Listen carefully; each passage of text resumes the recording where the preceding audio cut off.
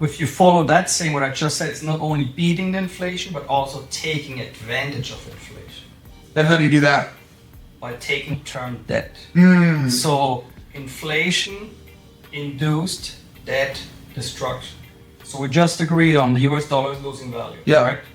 So whatever you have in your savings checking account, you don't even get interest on it. $100 today, next year that $100 buys you less, so it's worse in today's terms, maybe worth $96, $95. And guys, for the record, the inflation percentage that they talk about, that's the amount that is less every single year. So when they say it's 8%, that dollar is then worth 92 cents is the point. When they say it's 3%, then it's worth 97 cents in theory. So if the value of my dollar goes down, if I have a mortgage, that debt is in US dollars.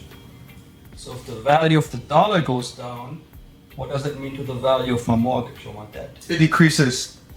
So I'm taking advantage of inflation.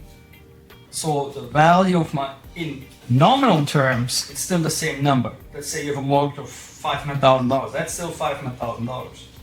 But in real terms, that mortgage is worth, I don't know, $480. So it is when you next year. transfer from Marco. How long would it take you, to go from? And I want to get into this a little bit. We're getting kind of hot, but that concept is really difficult for some people to understand before they start investing. And then once you start investing, you realize, oh my God, this is a big scam. I have to start buying assets now. I tell you what, there's certain events that make me click it. And again, I'm a CFO, I have an MBA. My first property, I try to pay off as quick as possible. My first rental property. You want to be debt free. Debt free. Yep. Debt free. There's nothing wrong. It's not a bad advice, be debt free. When I started understanding that concept, the same property I just paid off, a year later, I refinanced it cash out. Yep. Another example that kicks with me, Kim Kardashian bought a mansion somewhere here in California, $70 million. Probably in Malibu. She took out a $50 million mortgage on that property. Yeah. Kim Kardashian is estimated to be worth $2 billion. Okay? Don't you think she can, if she follows all that advice, pay off your debt, don't get in debt whatsoever, don't you think she could come up with $70 million to buy that mansion? Yeah. She purposely took out a $50 million mortgage. I'm not saying that Kim Kardashian is a financial wizard, but I'm sure the people around her are the best financial advisors you can buy for money. Sure. They advise her to take out a mortgage. All right, so Because we're they talking about understand- debt. We're talking about debt. They understand the concept of debt and inflation. Okay, so that's the mantra you live by. Very interesting. Let's talk about what you do for fun. What do you do for fun, Marco? What I do for fun, I like to travel. For 2 years, I was basically on the road with my 2 dogs, living in Airbnbs, living in Mexico for 6 months almost. So, yeah. So I like to travel, like to be on the road. I like my dogs. Where do you like to go? What type of traveling? Do you like beach cities? Do you like super deep culture? Do you like food? What is it that you're after when you're traveling? New experience? I'm not a beach kind of guy. I like beaches. I like the water. I live in Florida. I live 20 minutes from a very nice beach. But for me, it's more about the experience. Sweet. Seeing different things, doing different things. And you're originally from Germany, I'm originally from Germany. and you have property now in Mexico as well as the United States. Just, one. Yeah. I've been to both Germany and Mexico, and also Florida. Both of us traveled. Okay, and then tell me the opportunity that you've had in your career or personal life that changed the game for you, Marco. There were several opportunities. One is the opportunity to come to the US. So I grew up lower middle class in Germany. I shared an apartment with my parents. I shared a room with my brother until I was like 17 years old. A small apartment. And What city?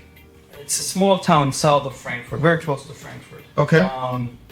Small town, like 70,000 people. Shout out Frankfurt. Been to Frankfurt. Shout out. And I went to college. Was the first one in my family went to college, and had the opportunity to go to the US, work for a German company as a financial analyst. And initially was planning to go for 2 years. Things changed and decided to stay in the US. So that was a big opportunity. I had a job in Germany already. I did okay. It was not bad. I would have done a good career. They tax you though, right? I mean, it's pretty heavy. Germany has taxes in the world. Yeah. Tax rate, yes, absolutely. I mean, That's the way they sell it to you. So you have only social benefits and whatsoever. Healthcare is mostly free. Education is mostly free. But it all comes at a price. Sure. You know? So having the opportunity to come here, when I came here, I had literally nothing. I came with 2 suitcases, $59 in my pocket. Yeah, build a life here from nothing. Love that. And So the opportunity was come to the U.S., work for this German entity you're already working for, and then essentially you stayed. Yep, stayed. And the path I chose was corporate career. Was not being an investor, not being a business owner. It was corporate career. So I worked 60, 70, 80 hours a week. Advanced very fast in my career, and became a controller, financials, and then within 9 years I became the CFO of a mid-sized company in Louisiana at the time. Love it. All right, so then let's talk about communication, the C in focus. You obviously are, you have a coaching program, you have a community that you're building. You're, very well known in a lot of operator and capital market spaces. You are known in the conference community. Some tips out there for your communication, kind of how you approach maybe in-person meetings, how you approach people online, etc. I mean, in terms of communication, my number one way to communicate or network with people is LinkedIn. So I started posting about my journey on LinkedIn, create a little bit of a following around it, post about real estate, but post. Did you start on LinkedIn, Marco, with, hey, this is who I am, this is my background, and people started to buy into your following?